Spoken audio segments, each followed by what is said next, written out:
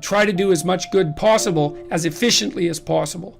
And that efficiency thing is really fun. If you guys who are listening are out for a challenge, like one of the things that you can, I think this heightens the meaning in your life, is to try to do difficult things, right? Aim high.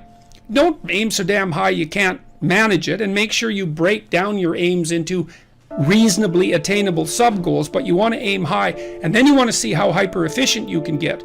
That's a great thing to do in your early 20s, is to see, okay, like discipline yourself. You think, okay, how much work can I do if I load myself right to the maximum?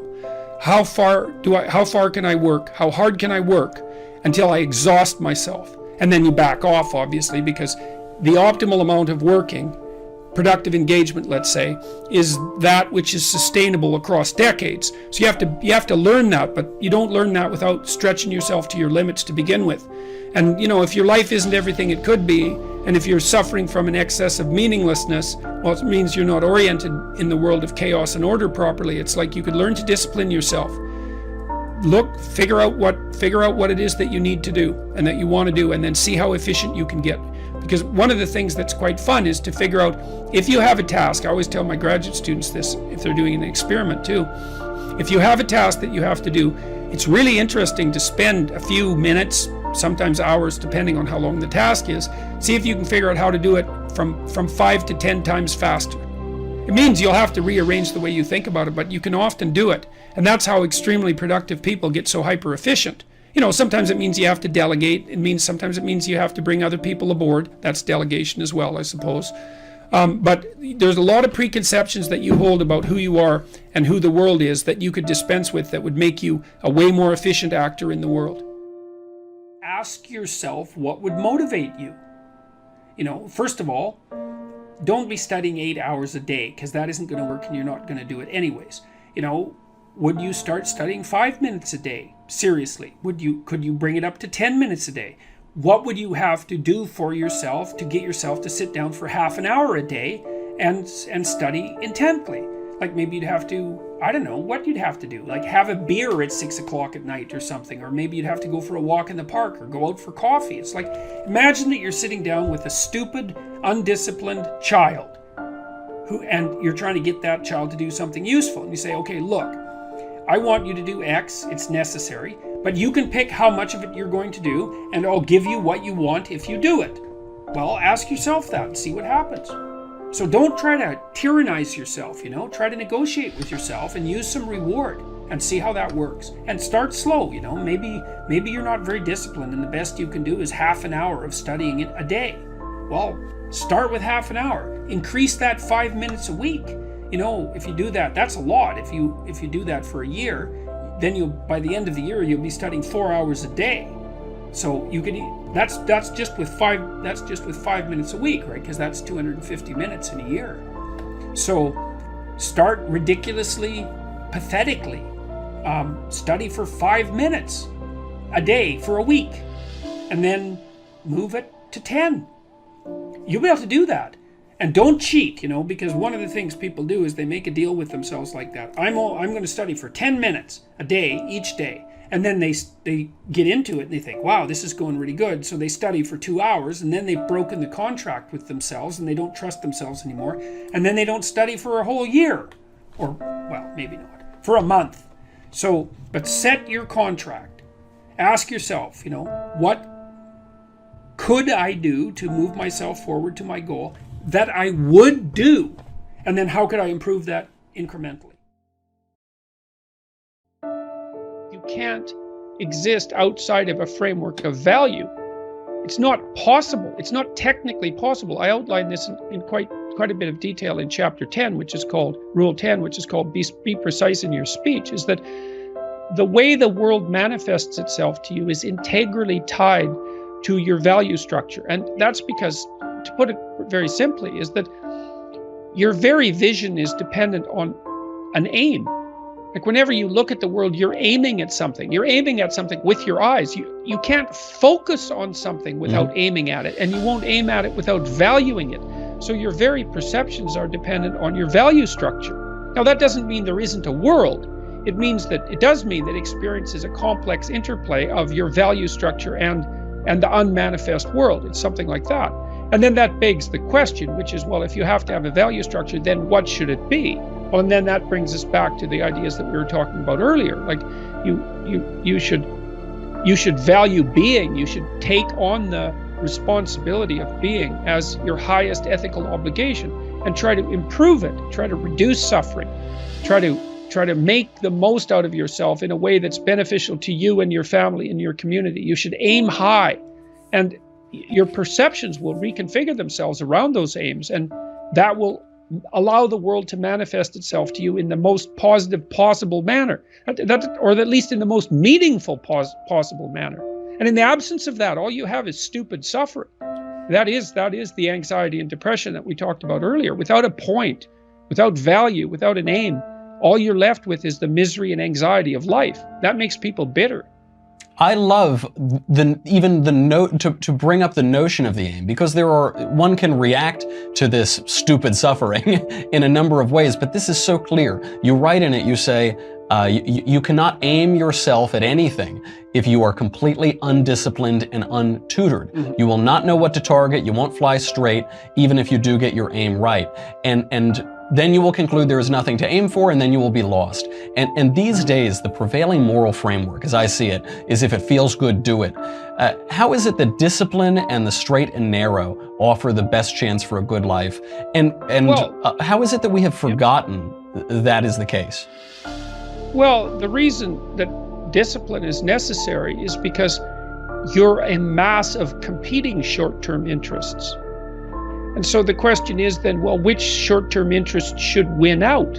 And the answer to that is, well, none of them. They need to be organized into a hierarchy that makes them functional across time and across individuals.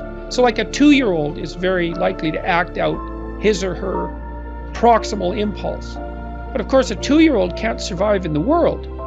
You have to bring your primary instincts, let's say, under the regulatory structure of a higher order value system that allows them to manifest themselves without undue mutual sacrifice across large spans of time in the presence of large numbers of other people. So that requires a very sophisticated ordering. It's like, we already talked about the fact that a meta-narrative is necessary to unite subcultures, say, so that they can operate peacefully and harmoniously within the same space. The same thing applies within you, because you're an internal coalition of warring single-minded tribes, and they have to all be brought under the organizational structure of long-term collective vision, let's say. Mm-hmm. And in order to do that, you have to be disciplined. And any discipline, technically speaking, is an attempt to bring all those competing short-term impulses under a larger scale and more inclusive framework. And so you do that, and then, well, that's actually what gives you freedom. Being impulsive and being free aren't the same things, because if you're impulsive, you're just the slave of your impulses. Right. There's no freedom in that. That's the same freedom, so to speak, literally, that a 2-year-old has, because a 2-year-old isn't socialized yet. So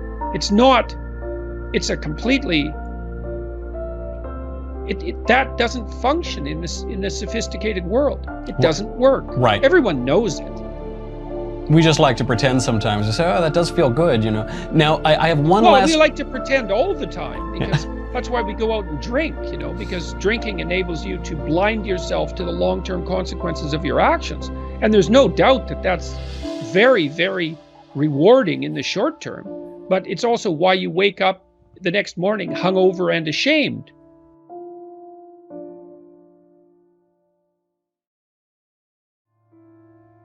The existentialists called it thrownness, which is that's a Heideggerian term. And thrownness is the fact that we kind of experience life as if we're tossed into it, thrown into it. You're male and not female, you're Hindu and not Christian, you're tall and not short. You have an arbitrary range of talents and an arbitrary range of limitations, none of which, in some sense, you chose. It's the cards you're dealt. Now, some of those are cards of privilege. Maybe you're born intelligent. Maybe you're born symmetrical. Maybe you're born healthy.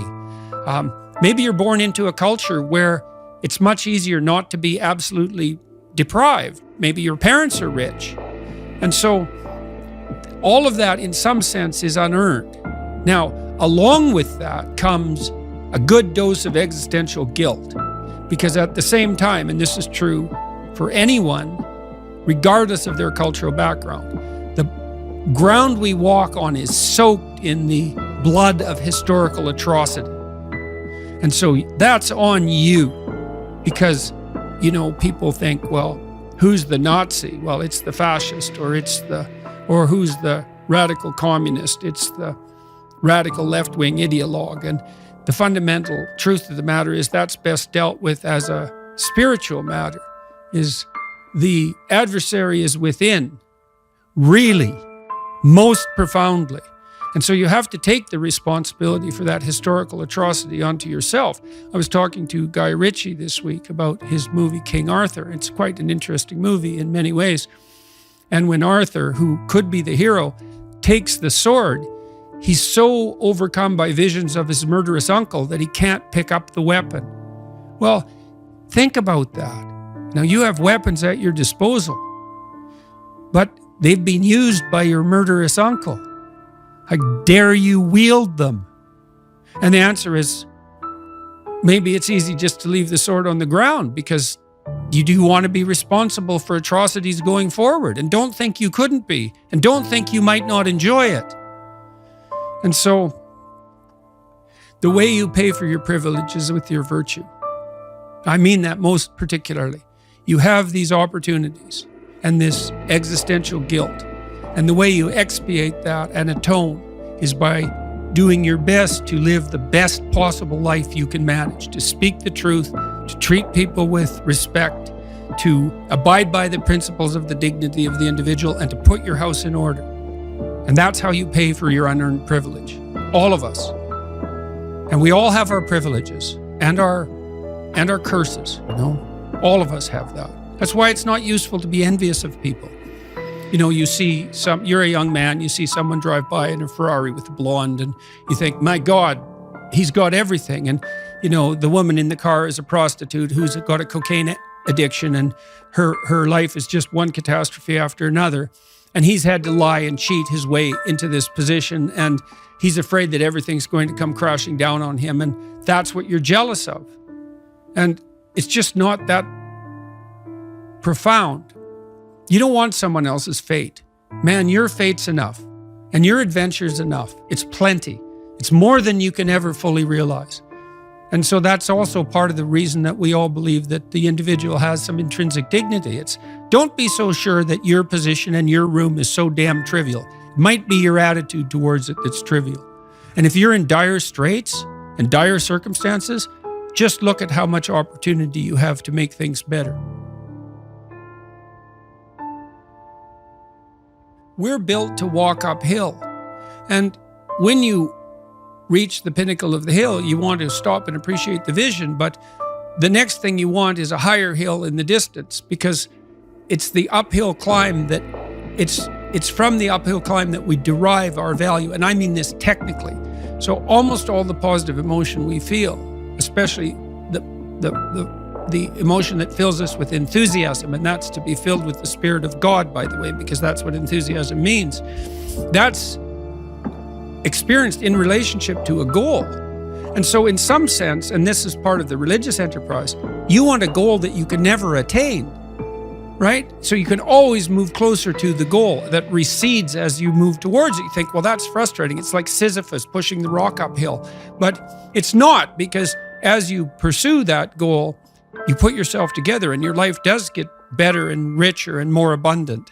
And that's why the highest levels of virtue and goal are in some sense transcendent. You want them to be above everything you're doing so you can continually move towards something that's more sublime and better. That's what you are. You're here to live, not to sleep. And the problem with the vision of Mai Tais on the beach is that, well, first of all, that's a vision of drug-induced unconsciousness. Second, it's only going to work for about a week. Third, you're going to be a laughingstock in a month, and depressed and aimless and goalless. No, that's not. It's you want a horizon of ever expanding possibility. And so it does happen to people because they've staked their soul on the attainment of an instrumental goal. And it can be a pretty high order goal. It was in your case. But then you think, well, now I'm there. Now what? Well, the answer can't be, well, I'm going to live in the lap of luxury and never have to leave what do you want to be? A giant infant with a gold bottle? You never have to do anything but lay in your back and suck. It's like, well, you see the problem with that as a conceptualization. It's no, you want to be like an active warrior moving uphill with your sword in hand, and that's dynamic, that's exciting, and that's why so many young men disappear into video games. That's all acted out in the video game. So they have to act that out in their own life. We asked that question with good intentions. Are you happy? What's a better question for me to ask Jordan Peterson? How are you doing? How are you doing? How are you doing? Brilliantly and terribly. You know, when you listen to a profound piece of music, one that sort of spans the whole emotional experience, it's not happy. Happy is elevator music, and probably you just shouldn't listen to that at all, right? And you think, why? Well, it's harmless, it's treacly, it's sweet, it's simple, it lacks depth, it's shallow, that's a problem.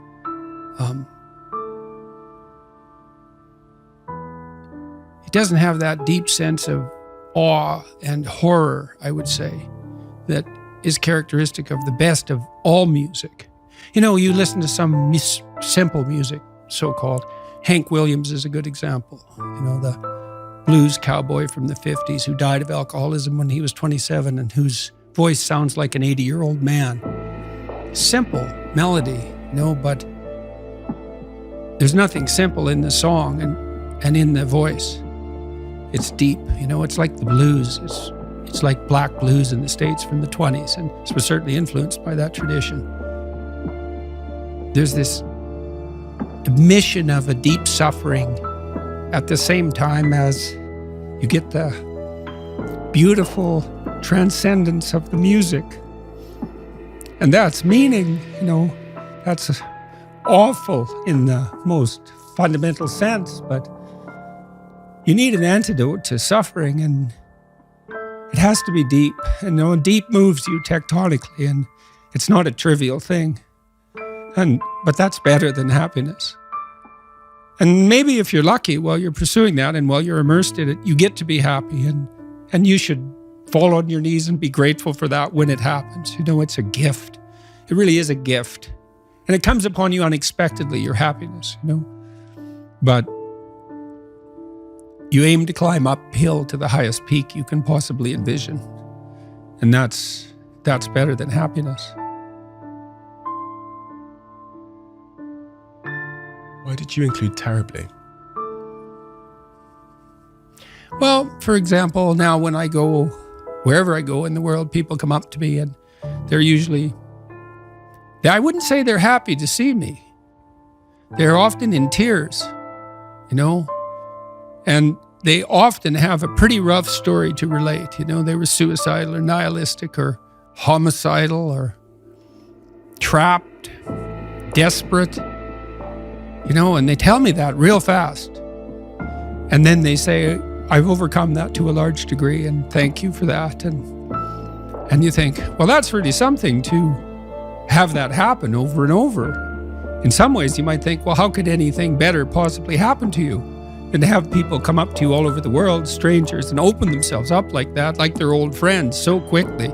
But at the same time, it's an awful thing, because you see, even in the revelation of their triumph, the initial depth of their despair.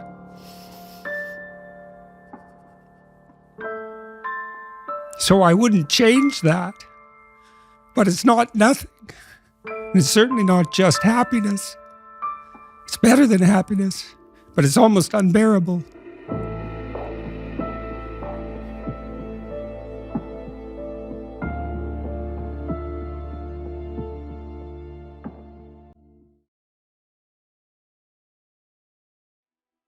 It's very difficult to properly organize your immediate environment. And that's another thing I try to do with the books, is show that some of these so-called simple things, clean your room. It's like, I'll tell you, this is the truth. I've been trying to organize my office for 3 years. I was flooded by so much mail and so much catastrophe that I fell way behind in my ability to keep my closet organized, my clothes organized. I had 3 years worth of mail sitting in my office at the university, thousands of pieces of mail, and it took a lot of work to, and it's still not done. I hope I'll have my damn room clean by the time I go out on tour, for symbolic purposes, among other reasons, to have my house in order and beautified again as well. But I like to show that simple things aren't so simple, especially if you try them. You know, I had one client, his mother had died, and it was a large family, and the family kind of fell into disorder after she died because it was all boys, it was all sons and a father. And no one had really picked up the maternal role, you know, the stereotypical maternal, the necessary stereotypical maternal role. And he decided he was going to try to do that. And man, you know, his brothers and his father, they weren't happy when he first went to get groceries. You know, they felt that he was kind of trying to take the place of the mother, so there was all that grief that was still there. And then who the hell did he think he was, and et cetera, et cetera. I mean, people's houses aren't in order because that's really hard. It's really hard. And it causes a lot of chaos and strife to try to do it. And so usually it isn't done, and it isn't till you actually try it, like right down to the detail, that you start to understand how difficult it is, and then also how to appreciate. You also start to appreciate how necessary it is. So it's fun shedding light on that sort of thing, and the non-triviality of the ordinary. And part of the reason I concentrate on the individual is because I don't think the things we do are trivial. If you think the things you do are trivial, then you're either bringing a trivial attitude towards them, or you're doing things that you're not doing the things you should be doing, or you're not framing the situation appropriately. So, and you know, you might dispute that, and that's okay, you could, but you know, one thing that my depressive clients, for example, would say, I can't really figure out why anything is worth doing if we're all going to die in the end. It's like, you know, it's fair enough. But I said, I think it was last night at my lecture, I said, if a baby's crying in front of you and you know it's cold or hungry, you don't cease to attend to its distress because the sun is going to envelop the earth in 4 billion years. You think, that's not a good excuse. Well, why not? Why not use that time frame? And your instinctive answer is, well, that's just not the appropriate time frame. And so I would say, well, if you have the habit, the habitual inclination to apply to your own life a time frame or an evaluative framework that reduces what you're doing to meaninglessness, then you should consider whether or not you're using the wrong time frame. Right? If it all of a sudden becomes meaningless, pointless, you're suffering in the work you have to do, well, find a time frame that is appropriate, you know, sufficient unto the day, let's say. That's a good start. I was talking to one of the leaders of the Conservatives this morning, and they're asking me about, the person was asking me about Bill C-16, but more specifically about talking to young people, because the Conservative leadership struggle is going on right now. I've been talking to a bunch of them, and I said, well, look, one of the things you could do for young people that no one's doing is to talk to them about responsibility. Because everyone talks to young people about rights. It's like, we need our rights. It's like, oh God, how many rights do you need? You know, really, like you have more privileges than any people who've ever lived anywhere. Well, it's so dull to hear that. It's so dull. It's so pathetic and what would you call it? It's so demeaning that you have to be protected and have your rights. It's like I said, there's a huge marketplace for responsibility. That's what you want to talk to young people about. It's like, get your act together and do something worthwhile with your life. For the first time in my entire adult life, the Conservatives actually have something to sell young people, right? They can sell them responsibility. It's like, well, why? Because that's where life has meaning with responsibility. The more responsibility you take on, the more meaning your life has. And the higher degree of responsibility that you agree voluntarily to try to bear, the richer your life will be. And no one's ever told that, and it's the case. You know, it's like you have 4 kids, say. Well, that's plenty of responsibility. You're going to have meaning. It's going to be rough, you know, because it's complicated. You have a complicated job, and you try to help the careers of the people around you. You try to solve tough problems and aid suffering and do all of that. It's like, it's weight, it's responsibility, but there's glory in it. There's real glory in it. There's deep meaning in it. And young people are starving for that because no one ever tells them that. It's like, you're way more than you think, man. Stand up. Do something difficult. Do something difficult and heroic, right? Burst out of your bonds. It's like, that's a good message. It's a necessary message because we have to be more than we are, because if we aren't, we're not going to survive. Generally, if I engage in conflict, the reason I engage in it is because I think the alternative is worse. And so, you know, if you're trying to settle things with a family member, there's often a terrible minefield that you have to wander through to reach anything approximating a lasting peace. And avoiding it doesn't make it better. And it's terrible to confront it, and it can be virtually beyond your capacity to tolerate to do it. And so people avoid it very frequently, but that doesn't make peace. It just harbors underground resentment and breeds bitterness and hatred. And so that's not, unless that's what you want, that's not a good solution. Why do you think it is that some of the things that you've said and the way you've gone about kind of writing up your stuff has been such a phenomenon and caused so many people to sit up and pay attention? Well, I suppose in some sense those things that we take for granted we regard as obvious, but if we take them for granted and we regard them as obvious, and then they're challenged, we often have no idea why they're valuable. You know, so for example, I've had many clients who were considering getting married or not getting married, and they would say to me, well, it's just a piece of paper. And they thought that was a pretty good argument. That's not a good argument at all. That's an argument that's so shallow that you hardly know where to begin. But, you know, if someone comes up to you on the street and says, defend marriage, it's like, well, what do you know? It's like, how are you going to do that? It's so obvious that it's defensible that you don't have the arguments at hand. You know, you're not a legal philosopher. And so people who do that, they think they're intelligent because they can put you on the spot.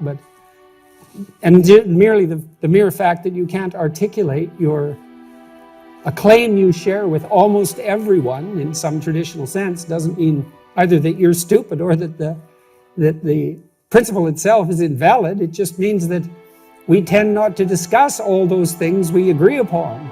It doesn't mean they're without merit. So the rules, I mean, I've been criticized, my books have been criticized, well, they're, you know, self-help, and I think, well, I'm actually not contemptuous of that, so that criticism doesn't bother me. My clinical practice, many of my clients were brought to whatever philosophical understanding they had through so-called self-help books, and if they were reading books, you know, that's not so bad. And what were they trying to do, improve themselves? I mean, how pathetic is that? And then to pander to an audience that needs self-improvement. You know, it's like, well, so yes, the rules were obvious, but the reasons for them weren't. And so I think the reason the books were popular, or one of the reasons, is that I tried to make a case for why these hypothetically simple, axiomatic, propositional statements were neither simple nor obvious, and why they were also necessary. And people like to be walked through the whole process of the thought that underlies the claim, let's say. Thank you all for coming. It's much appreciated. I've been unbelievably warmly welcomed here, which is pretty good for a magical super Nazi. So,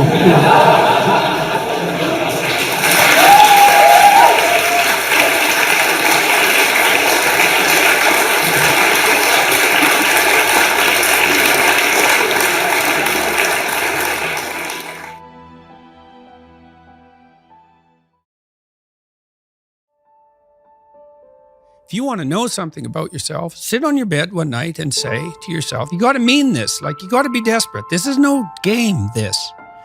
It's like, my life is not everything I want it to be, And perhaps it's not everything that I need it to be. And by need, I mean my life is so unbearable that the suffering that's attendant upon that is make me nihilistic, cynical, bitter, resentful, homicidal, genocidal, unable to have a good relationship, prone to punish people for their virtues because of my jealousy, driving the proclivity to see evil everywhere except within my own heart. Like, these are problems, man. And you ask yourself, you sit on the bed and say, okay, man, I'm ready to learn something. Like, what's one thing I'm doing wrong that I know I'm doing wrong that I could fix, that I would fix? It's like, you meditate on that, you'll get an answer. And it won't be one you want, but it'll be the necessary one. You know, and it's often something that will point you to small things. So Carl Jung said, people in the modern world don't see God because they don't look low enough. And so imagine you're in your messy bedroom, you know, and you're sitting on the edge of the bed trying to have an honest dialogue with yourself. And the little voice says, you know, it's pretty disgusting in here. And you think, well, I'm way above such trivial niceties as organizing my room. It's like, well, that's pride. That's arrogance. If you're above organizing what's actually yours, how in the world are you ever going to organize anything else? And so you get on your knees and you think, well, it's time to, you know, take a brush to the toilet. And maybe that's where you start. And that works. Like, that works. You start making those micro improvements, like real micro improvements, real on the ground, actual micro improvements to things you know that are wrong, you'll improve unbelievably rapidly. So when I was doing my clinical work, which I did a lot of career work with my clients, both at a beginner level, I would say, like really a beginner level, with people who had no employment whatsoever, no history of employment, who were undereducated and who lacked every skill you could possibly imagine. So these were people who were really in dire straits, up to people who were operating at the top of their profession, but who could still strategize forward. And so, for example, let's say you're at a dead end in your job. Okay, so I don't find my work meaningful. All right, so that's a problem statement. It's like, well, why not? I find the work I do repetitive and boring and without spirit. I have a bad relationship or a neutral relationship with my boss who doesn't know who I am. I have problems with coworkers. All of that needs to be differentiated, right, and analyzed in detail. So we might say, for example, let's say you believe that you're undervalued at work, and maybe you are. What you need to do is you have something to say, and we would have to figure out what it is that you have to say. But it would be some variant of, I'm bringing more value to the table than I'm being compensated for, and that's demoralizing me. And it's also not good for you being my boss, because if I'm actually more valuable than is being recognized, then the fact that you're not valuing me properly means that I will become demoralized, I won't work properly, and you won't get the best out of me. So it's bad for both of us. And if your boss is in principle not amenable to such a discussion, then what you should seriously consider doing is finding another job. Okay, so let's say we're going to set you up for this. Okay, this isn't like next week's enterprise, man. This is your life. So the first thing I would ask is, well, do you have your resume or CV in order? Well, I haven't typed it up for 3 years. Well, what do you think about bringing it up? Well, I'm pretty nervous about that because there's some holes in it, and I didn't do so well in college, and I'm kind of embarrassed about my resume. It's like, okay, bring it in. Let's go through it. Let's at least update it. Let's look where the holes are. Let's look at where the inadequacies are as far as you're concerned, right? This isn't my judgment, it's your judgment. Let's walk through those judgments and see if they're warranted, because maybe you're just too guilty and ashamed and self-conscious and anxious, and you're looking at your resume more critically than someone else would. And maybe there's some holes that you need to rectify. You were 2 courses away from your BA and you dropped out or something like that. Well, maybe we need 6 months to address that. And at least, even if you can't be fully educated, you could be taking some courses online. And so when you went to a new job interview and they said, what about this hole? You'd say, well, I came to terms with that 6 months ago, and in an effort to rectify it, I'm taking the following courses, and here's my plan for completion. That's a really good answer. And anyone with any sense who's interviewing will accept that as an indication that although you're not perfect, and who is, that you have a good plan and that you've thought it through. Like, that's the kind of answer that in all likelihood will cement your candidacy for the position. Okay, so now you're going to go to your boss. Well, you have to have your CV and your resume in order, and you have to be able to stand on it solidly, and which at least means that you're prepared to address the inadequacies in a credible, realistic, believable, and truthful manner. All right, now what you do is apply for like 10 jobs. You don't have to take them, but maybe you have to go to an interview or 2 or 3 or 4, and maybe there's a bunch of opportunities out there for you that you didn't even know about. And maybe someone offers you a job. And so now you can go to your boss and say, here's the situation I'm in here at work. Here's my evaluation of the problems in relationship to me. Here's what I could do for you if you gave me a 40% raise and the opportunity to progress, but I'd like to see a plan for that. And I've been looking for other opportunities before conducting this discussion, and I have some. Well, then, if your boss treats you with contempt at that point and doesn't listen, then perhaps he or she is a little more narcissistic than might be optimal, and it's time to find a new job. But this isn't something you do trivially. And so when you're doubtful, say you're trapped, you ask yourself, well, why am I trapped? And that's a hard question, right? Because some of it's your own inadequacy, a lot of it. And all of the part of it that you can deal with is your own inadequacy. So even if it's unfair, even if you're hemmed in for any number of reasons, inappropriate, like ethnically predicated oppression, let's say, or maybe you're in a workplace that really is sexist in some fundamental sense. Well, that's not good. It's not just, it's not fair, it's not meritorious, all of those things. And maybe you shouldn't be there. But what you can do to begin with is every bloody thing you possibly can do to put yourself in the most virtuous and powerful negotiating position possible. And you have to think like a snake in some sense to do that. You got to get the details right. You have to be prepared to bite, and you have to have your eyes on the prize, so to speak. I'm trying to get a hold of the Disney people at the moment because I want to do a lecture series on Pinocchio, because I think Pinocchio is a brilliant work of art. And if you're a puppet and an actor, and Pinocchio is both at times in that movie, both a puppet and an actor. So why an actor? Like, why is there something wrong with being an actor? Well, the first question is, well, who sets your role?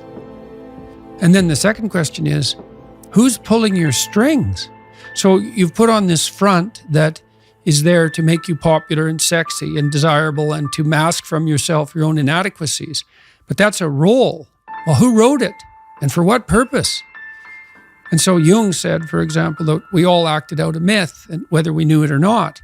And maybe you're acting out a tragedy. Maybe you're acting out Narcissus. You don't know, because you've put that on yourself in an attempt, in some ways, to deliver to people what they want, or more accurately, to look as though you're delivering to people what they want. And it's not nothing to do that, right? Because at least you're attempting, in some sense, to adapt to the social world.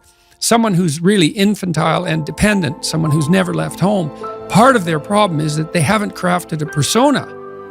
So you don't want to denigrate it entirely, but it's no substitute for the real thing. And it turns out that not only is what we want from each other the real thing, but that's also the adventure of your life. And so if you aren't truthful, and that means, unfortunately, especially at the beginning, when you start to be truthful, it means deeply coming to terms with your inadequacies in humility. So it's very painful.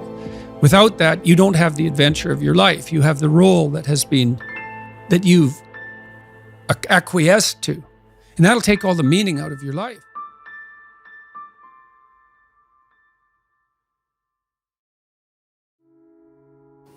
The basic cybernetic frame was something like starting point, goal, self-correcting process.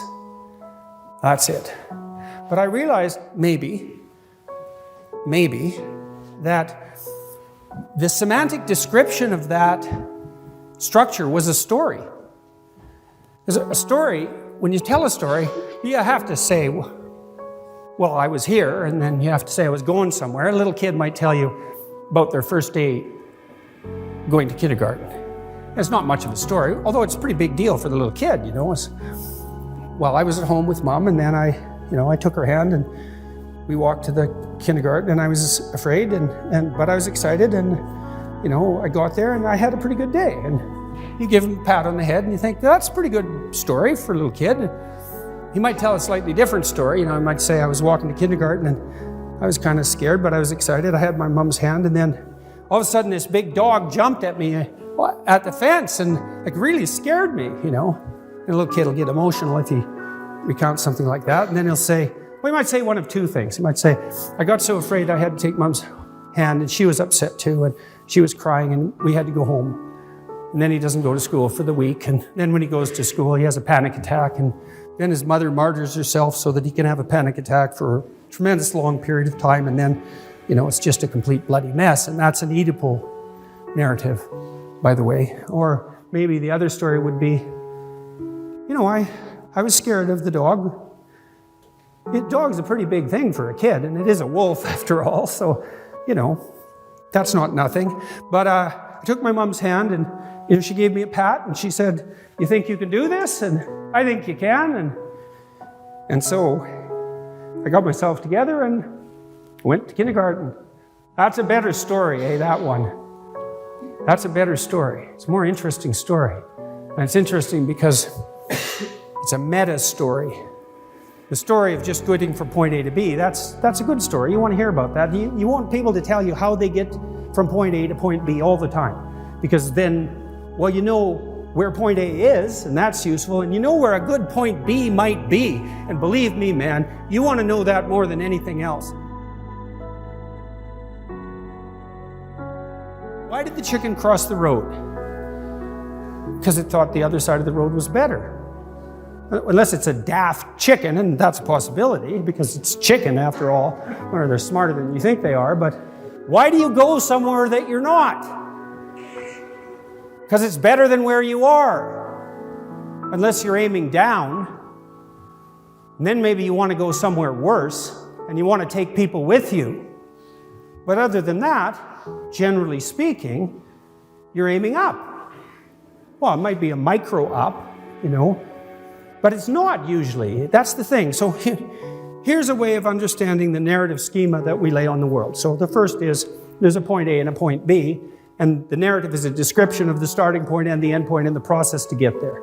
And then a better narrative is, meta-narrative is a description of the process that occurs when that structure decomposes because it's no longer valid, a failure, a descent into something like chaos as a consequence, and then the reconstitution of a new narrative.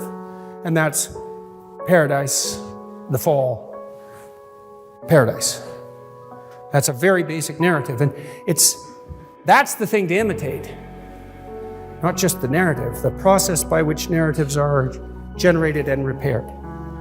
Okay, so now let's see if we can make that concrete, a little more concrete. Imagine you're writing a paper. Well, let's take that apart. Let's be precise about this as much as we can. Let's say you're typing first. Okay, so what does it mean that you're typing? Well, you're thinking, hypothetically, although I've read essays that would indicate otherwise, but hypothetically. So what are you doing? Well, you're moving your fingers, right? So this writing is dependent on embodiment. And it was really hard to generate these fingers, right? So there's that whole evolutionary process we were talking about lurking at the bottom of this. And you've practiced typing. We'll say you're an expert typist, and that means you've built little automated machines in the back, generally of your left hemisphere, that took a lot of massed practice so that you could create these automatized motor output structures that you could disinhibit while you're thinking, because that's what you're doing. You're not exactly activating these motor movements. You're preparing them for release and then disinhibiting it, and then they run ballistically, which means they run deterministically at that level. And so at the micro level, what you're doing isn't thinking. At the micro level, what you're doing are disinhibiting motor output systems. Okay, but then on top of that, you say, well, there's an overlay of abstract cognition. You're typing, well, what are you typing? Letter? Yes. A word? Yes. And you type the letter in relationship to the word. You're typing a phrase, right? You're thinking about a phrase, but not just a phrase. A sentence, but not just a sentence. Paragraph. The sequencing of the sentence within that paragraph. The paragraphs within the context of an essay.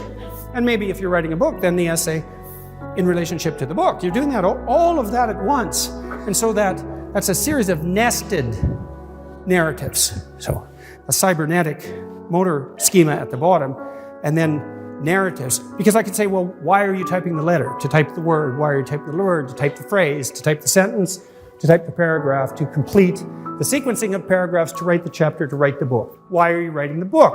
Well, let's say you're a scientific researcher. You're writing a book about animal cognition.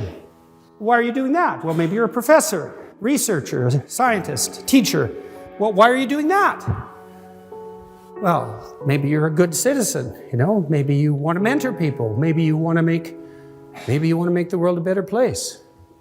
Well, why are you doing that? Because you're imitating a divine ideal. Well, what do I mean by divine? Well, I mean supraordinate or deep. You can look at it either way. Well, why divine? Because that's how you experience it. It's not a proposition. You might say, well, what does that have to do with divine? The divine? Well, have it your way. Use whatever word you want. Deep, profound, superordinate. It doesn't matter. It's all in the same semantic space. Then you think, well, what does that mean practically? Well, that's a good question. You might also ask yourself, what does the dissolution of that mean, and what does antipathy towards that mean? Those are all useful questions. I came across many of these ideas because I was trying to understand the action of individual concentration camp guards in Auschwitz. And I was trying to understand what I would have to be like to do that. And that isn't something people usually do, because they assume if they were in Nazi Germany, they'd be like, Schindler. It's like, no, Schindler was like Schindler. There's like one of him. That isn't what you would have been like. In all likelihood, you would have been willfully blind or participating. And you think, not me. And all that means is if you think that, then definitely you. So, Dr. Dawkins sent me a paper last week in preparation for a discussion that we're going to have tomorrow. And it was a very interesting paper, and I think I read it about 25 years ago, and he said any functioning animal has to be a microcosm, a model of the environment within which it finds itself. Well, that's true of us. And so when you look at the night sky and that sense of awe grips you and calls something out of you, right, to respond to your encounter with the infinite, even your encounter with mortality, your encounter with finitude and limitation, all of that in relationship to the infinite. That sense of awe is also the calling forth of something out of you that can respond to the challenge of that infinite. Well, that's the microcosm within. It's a reflection of the structure of the cosmos itself.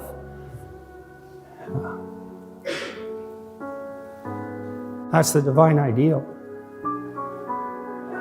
And we either imitate that, or we fail to imitate that, or we pursue the opposite path. Those are the options, and it's given our technological power and our capacity for wholesale atrocity. It's time we woke up and realized it. Thank you very much.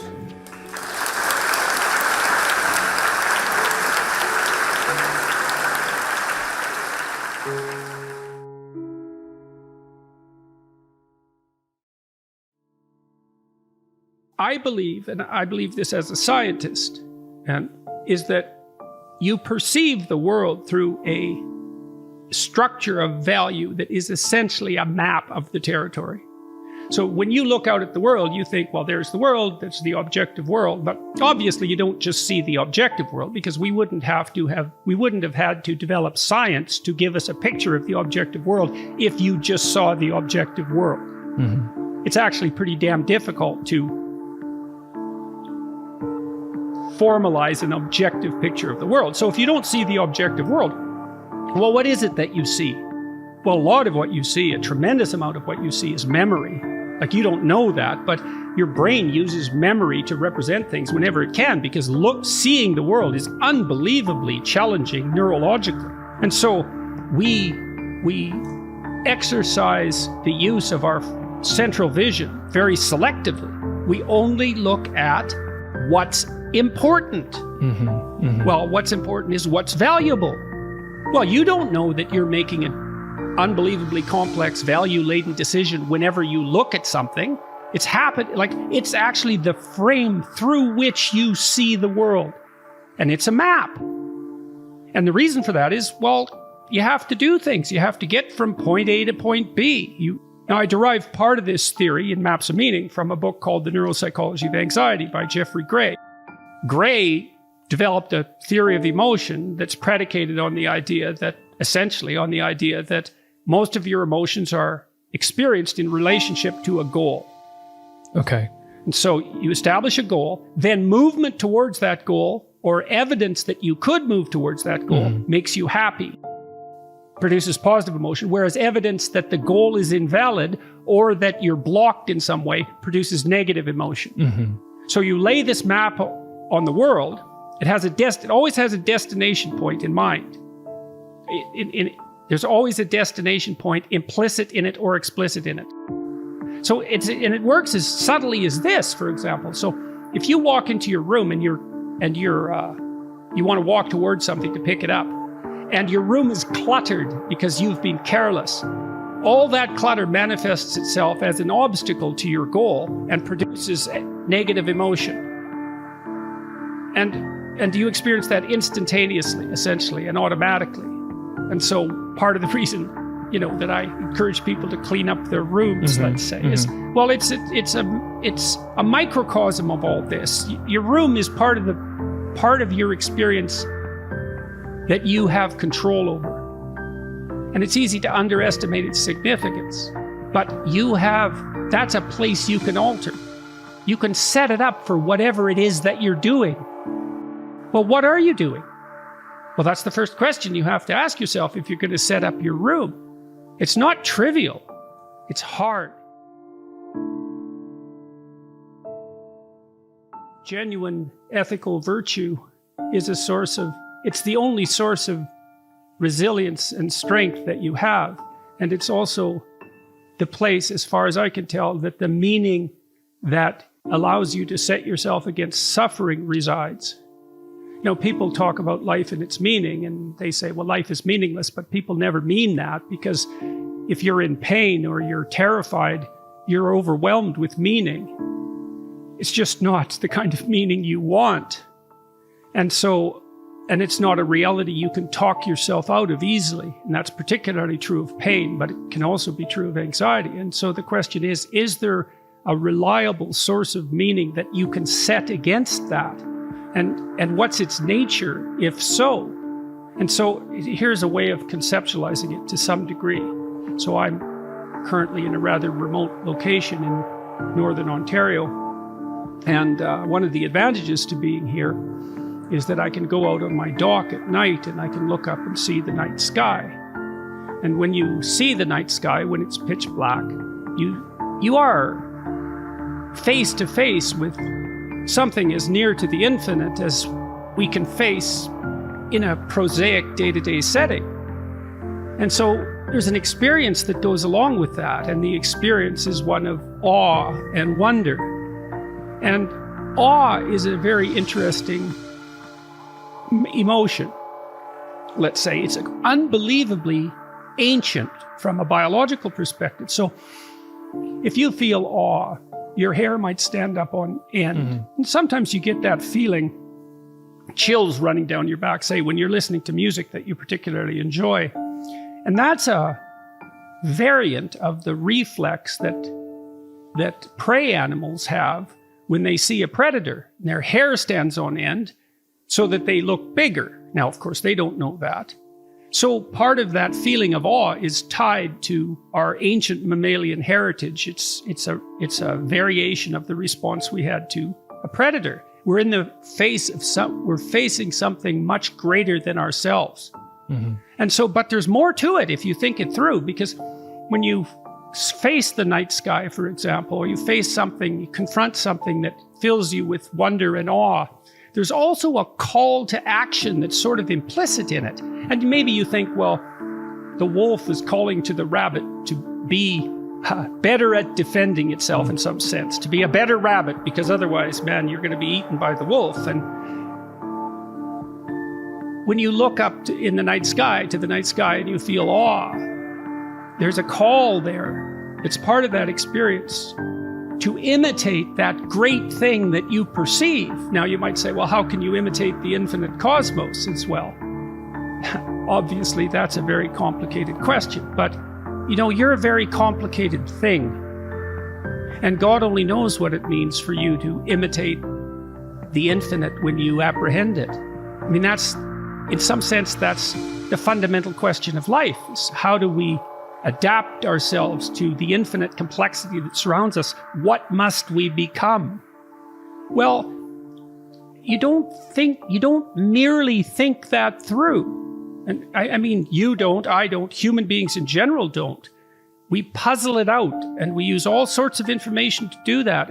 And some of these more primordial experiences that are outside the domain of strict rationality nonetheless point us in an ethical direction.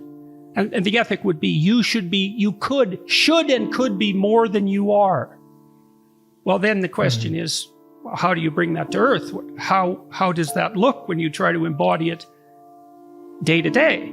Well, I would say these are obviously not my ideas. They're very old ideas. Well, maybe you ally yourself with truth to the degree that you can. Maybe you pursue beauty. Maybe you pursue the love that attaches you appropriately to other people, etc., etc. And so, and you do that because, well, I think you do it because life is very, very difficult. I was talking to my wife the other day, and she's become very interested in Christianity, and she was talking about a set of mysteries that are part of the Catholic ritual, and one of the mysteries is Christ's bearing of his cross, and someone helps him.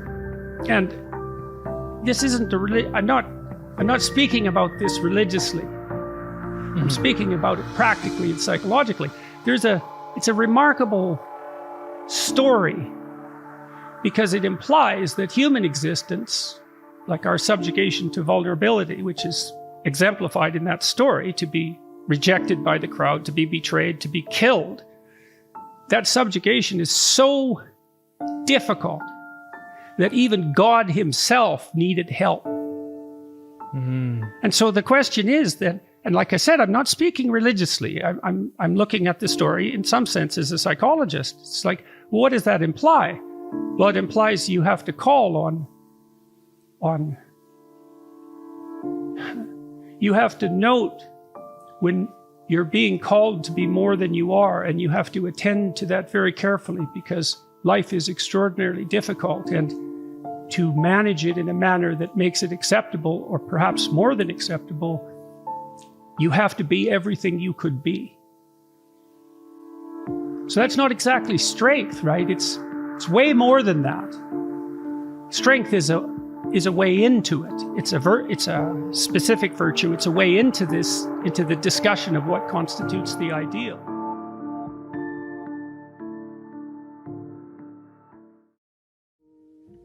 When I went out on tour in 2018, before I went out, I thought I wanted to do this like 100% right, or at least as close to that as I could manage. So I went out and bought some expensive suits. And I spent way more money than I ever thought I'd spend on clothes. And I really felt quite bad about it. You know, I thought maybe it was an extravagance, but I thought, no way, man, I'm going to see if I can nail this dead on. And I'm going to be speaking to, 100,000 people. I'm going to look as sharp as I possibly can. And one of the consequences of that has been that young men in particular come to the lecture tour dressed up in suits, 3-piece suits. Or the couples come and they're dressed up like they're coming to a wedding. So that's really something. And why do you think that is? Is it because you set that they're standard? Sick acting like kids. Okay. Our whole culture pushes the idea that teenage life, or even childhood for that matter, but teenage life is some sort of pinnacle, and then everybody dresses down so they look, especially men, they look like overgrown 10-year-olds, and there's something extremely demeaning about that. And so to provide people with the opportunity to dress up in a classic manner and to look like adults, to present themselves in that manner, there's something very attractive about that, because we haven't done that in our culture. That's been, I would say, downplayed in importance or for certainly since the 1960s. Who's to blame for that? Because you recall, anytime you would fly in an airplane, if you see old school pictures, people were dressed in 3-piece suits to go on an airplane. This is in the 60s, I assume. And then now you see someone like Mark Zuckerberg wear a T-shirt to give a speech in front of a TED Talk or something like that. So well, who's some to blame of for this dress some down? of it's just fashion. Fashion moves around, and it usually drifts from the top down. And so when formality becomes the norm, but that drifts down, say, to the working class, then the upper class thinks, well, we can't do that because that would, associate us with the unfashionable people, and then they dress down. And so then that drifts down the hierarchy. And so there's some of it's just fashion, but a lot of it too is this idea that this sort of reflexive, rebellious attitude that anything that violates traditional norms, or even anything that's associated with patriarchal oppression and adulthood, is to be eliminated in favor of what's hypothetically a more free individuality. But it's not, because everybody looks the same. I was in Washington 4 or 5 years ago, maybe longer than that. It's probably longer than that, when I first went in the summer. And one of the things that really struck me, all these people wandering around these great monuments, is all the men looked like overgrown 10-year-olds. They looked exactly like their kids, except they were bigger. They looked like they'd been inflated with a bicycle pump. And I thought, this is weird that adults are dressing like children, and not good. And so some of it's fashion, but some of it's also that. Is it exclusive in America? How about in Canada? What have you seen all over the world with this? No, I don't think it's exclusive to America. I think it was more noticeable to me in Washington, and I think that's when it really hit me, because Washington is, in some sense, a place of pilgrimage, and people from every class go there, and that's a good thing, and they should, from every economic class. And so it was like it was a real cross section of the total population, and that was one of the things that struck me quite bluntly. I talked to my father about this years ago, because he always wore a suit when he was a teacher. He's still alive. He's a teacher, and he always wore a suit. And I asked him why one day, and he said because it was his way of showing respect for the students. And I mean, I'm not saying that everyone who doesn't dress in a suit is being disrespectful, but there's something about outfitting yourself for the task at hand. And there's also something about attempting to put some effort into putting your best foot forward.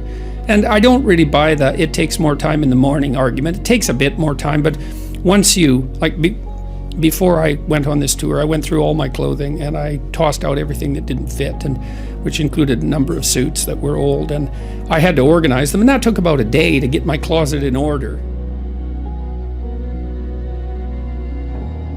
I started buying nice clothes, let's say, this year, really. I had some decent suits before that. I did some research online to find out who good suit manufacturers were. You can look that up. But before this tour, I went and talked to a good tailor, expensive place. I felt terrible spending so much money on clothing. But I felt that if I was going to go talk to, it's been 200,000 people, that I was going to do it right, and I was going to invest in some decent clothes. And even though it hurt my cheap Northern Alberta soul to do it. It was definitely worth it. So you go talk to someone who knows what they're doing. Go talk to an actual tailor, and you can do some research online. There's lots of resources online that are devoted to helping men figure out how to dress. 3-piece suits look really good. I've got them tailored and fitted, so they're not bespoke suits. They're off the rack, but they've been tailored, and that makes a big difference. All the subtle things that tailors do, they tuck it in around the waist, they cut it to your body, all of those things help. It's really good to have a good pair of shoes, a couple of nice ties. I learned how to tie a full Windsor knot recently, and that actually helps. You don't want your tie to look too skinny. Lots of people have been dressing up to come to my talk, so it's nice to see a lot of young men come well-dressed, often in 3-piece suits, but not always. And it's really good to see them dressed like grown-ups. I think that's a real plus.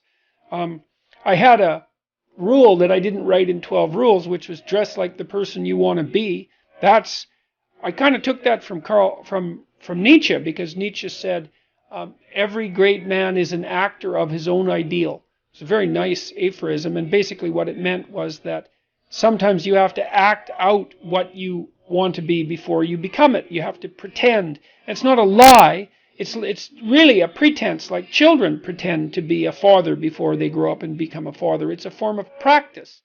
And so tip 1 might be figure out who you want to be. Tip 2 might be, well, then dress like that person. That's a good start. And because I think if you want to become who you want to be, then no detail is too small to overlook. And certainly it isn't exactly that people judge you by your clothes, although they do to some degree. It's that if whatever you can have going for you, you might as well have going for you. That's how it looks to me. And certainly my experience has been that the response to my improved wardrobe has indicated that the investment was clearly worth it, indisputably and clearly worth it. And it's nice to be dressed sharply to go in front of an audience. It's a sign of respect to the audience. There's other ways of showing respect to an audience, but that's certainly one. And so it's been extraordinarily worthwhile. I would say if you're going for a job interview, if you're at any critical point in your life, then you should dress the part, because you want to do everything you can to tip the scales not in your favor exactly, but in favor of having the right thing happen. Physical attractiveness is extensively studied in departments of psychology. How big of a determinant of success is it apart from IQ or any of the other big 5 traits? That's tough one, because physical attractiveness is a very complex trait. It's also, for example, it's a marker of health, and of course, health is a prerequisite for success. So we know that people who are physically attractive, though, are given the benefit of doubt by other people. They benefit from the positive halo effect, and the positive halo effect is the propensity of people to assume good things about someone if there is one outstanding thing about them that's easily evident, that's good. And so if you stand up straight with your shoulders back, so that's rule 1 in 12 Rules for Life, then people are going to see you as more attractive. If you're symmetrical, you're more attractive. If you're thin but not too thin, you're more attractive. And then there's like good skin and good teeth and good hair and all of those things in proper proportions and youth. And there's a whole slew of things that feed into that. If you are characterized by a plethora of those features, then people are also going to assume that you're more competent and more worth having around, let's say. But the problem is that you are. So separating out the attractiveness from the things the attractiveness is correlated with is very hard. That's why you have to do multivariate analysis. That's multivariable analysis in any complex social science, because a lot of these traits overlap. So, but you can there's some things you can do about that. Postural adjustment is helpful. To work out with weights, that's extraordinarily helpful. That improves your posture and makes you more confident, and you can dress reasonably well and intelligently, and all of those things to help yourself capitalize on whatever attractiveness you can muster. So Zazu, the eyes of the king, comes to check out the king, and that's Mufasa, yeah, and he's a very regal-looking person, lion, and he stands up straight and tall, and that means that he's high in serotonin because serotonin governs postural flexion, and if you're dominant and near the top of hierarchies, you tend to expand so that you look bigger than you could if you shrunk down, and so if you're a low dominant person, you wander around like this so that you look small and weak, and you don't pose a threat to anybody, but if you're at the top, you expand yourself so that you can command the space, and that's why he has that particular kind of regal posture. And if you look at his facial expression, you see that it's quite severe. He's capable of kindness, but he's also harsh and judgmental, and that's what society is like. That's what the superego is like, and what that means is that he's integrated his aggression. And I've seen this happen in my clinical clients when they come in and they're too agreeable. They look like Simba looks later in the movie when he's an adolescent, and he's sort of like a deer in the headlights. Everything is coming in and nothing is coming out. But when the person integrates their shadow and gets the aggressive part of themselves integrated into their personality, their faces harden. And if you look at people, you can tell, because the people who are too agreeable look childlike and innocent, and the people who, well, a hyper-aggressive person will look, mean and cruel. But I've seen people's face change in the course of therapy. Men and women. And what happens is they start to look more mature, and it's more like they're judging the world as well as interacting with it properly once they integrate that more disagreeable part of them. It's very, very necessary, and that's part of the incorporation of the Jungian shadow.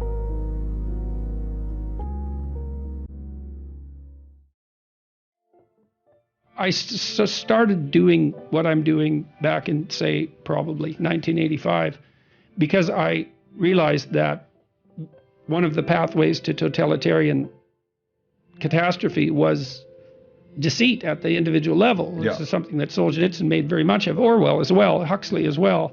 These great thinkers concluded in the aftermath of these totalitarian catastrophes that there was an integral link between pathology at the individual level, which was fundamentally the willingness to use deceit in an instrumental manner. I'll lie to you to get what I want, and authoritarian catastrophe, and that it was a direct causal link. And I actually buy that argument. I think that's literally true. And so partly what I'm doing, I hope, is helping people walk through thinking about why telling the truth is a good idea.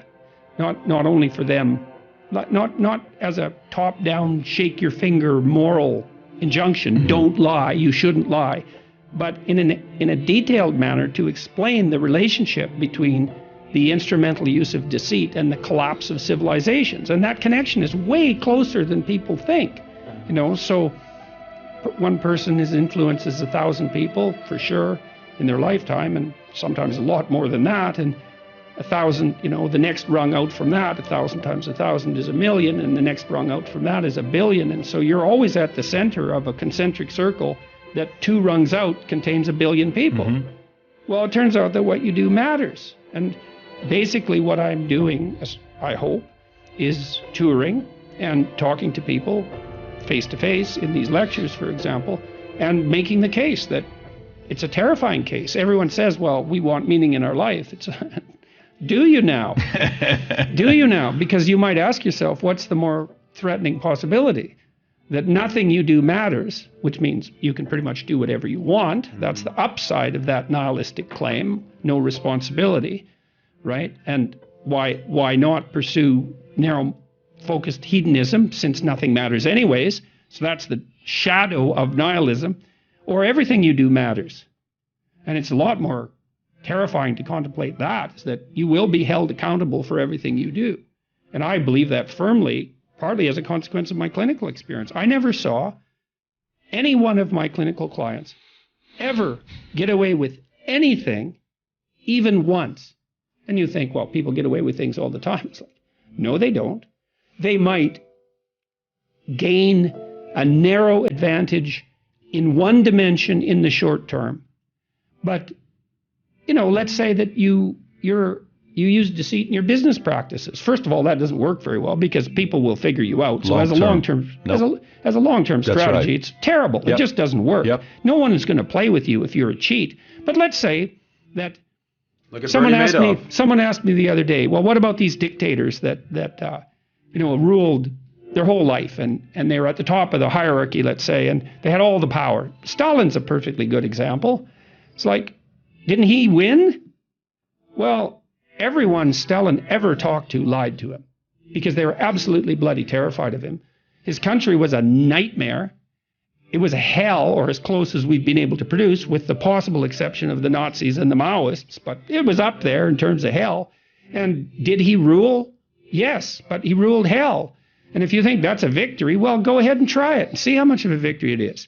You know, Milton Satan said, I'd rather rule in hell than serve in heaven. It's like, fair enough. Go ahead. Use deceit, use instrumentality, rule in hell. You'll be the ruler. See how much good it does you. See where that takes you. It takes you somewhere terrible.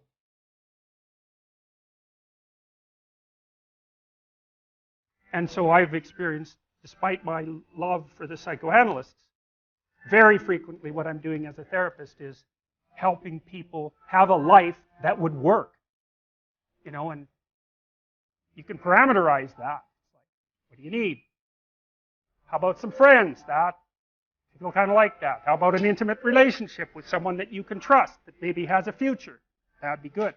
How about a career that puts you in a dominance hierarchy somewhere, so at least you've got some possibility of rising, some possibility of stabilizing yourself, and a schedule and a routine, because no one can live without a routine. You just forget that. If you guys don't have a routine, I would recommend, like, you get one going, because you cannot be mentally healthy without a routine. You need to pick a time to get up. Whatever time you want, but pick one and stick to it, because otherwise you dysregulate your circadian rhythms and they regulate your mood.